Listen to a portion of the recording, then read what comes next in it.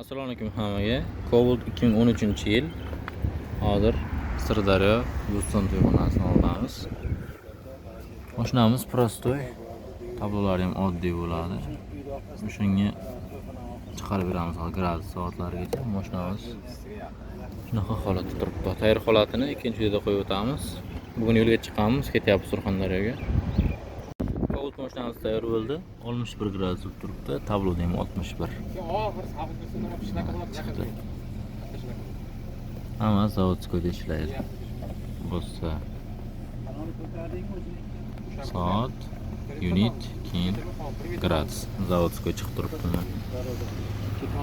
Endi quyosh tushyapti, uncha ko'rinmayapti.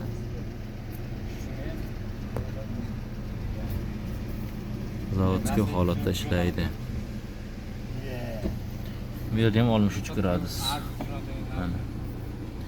Juda ham qulay. Aksiyaga tushirib qo'yibmiz 150 ming so'mga. Keyin motor qaynab ketib, raso bo'lgandan ko'ra 150 ming so'mga gradus temperaturada aytib qo'ydirganlarimiz yaxshi. Hammasi kompyuter orqali bo'ladi. Hech qanaqa simlar kesilib, muammo qolmaydi.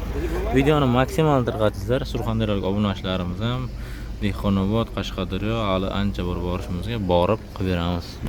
Yo'lga chiqib turibsizlar M39 ga. E'tibor uchun hammaga rahmat. Kanalimizga obuna bo'lib qo'ysizlar. Yo'lda davom etamiz.